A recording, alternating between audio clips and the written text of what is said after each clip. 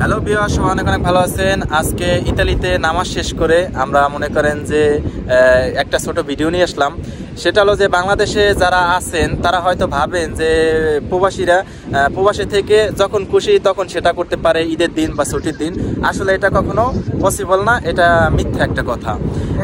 আজকে রবিবার সকাল 7টা বাজে উঠছি, গতকালকে শনিবার 12টা বাজে কাছ থেকে আইসা 2টা পর্যন্ত রান্না করছি, সেমাই, গরুর মাংস। এখন নামাজ পড়ে 11টা বাজে কাজে যাব। নর্মাল দিনের থেকে বেশি কাজ, কারণ রবিবার কাজের অনেক চাপ থাকে। ইতালিয়ানদের সরকারি ছুটি, ওরা রেস্টুরেন্টে খেতে আসে।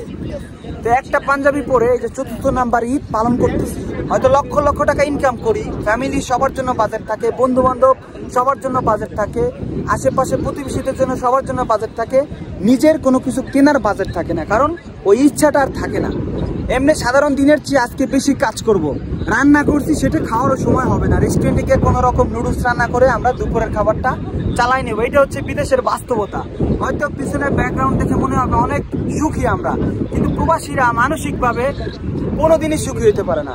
যদি তার পরিবার পাশে থাকে, পরিবারের সকলে পাশে থাকে, হয়তো তারা কিছুটা মানসিকভাবে সুখী থাকতে পারে। এটা হচ্ছে প্রবাসীদের বাস্তবতা। এবং অনেকে হয়তো বলবে, অনেকে বলবে না, চক্ষু লজ্জার ভয় প্রকাশ করবে না। কিন্তু দিন শেষে যত ভালো পোশাক দেখেন, যত ভালো খাবার দেখেন, যত ভালো চাকরি, যত ভালো স্যালারি, দিন শেষে এটা কোনো মানসিক শান্তির কারণ না। আমরা প্রবাসীরা একমাত্র অপরকে সন্তুষ্টি রাখতে আমরা পারদর্শী, কিন্তু নিজেকে সন্তুষ্টি রাখতে কখনোই পারদর্শী ছিলাম না। কোনো প্রবাসী পারদর্শী না। ঈদ মোবারক সবাই।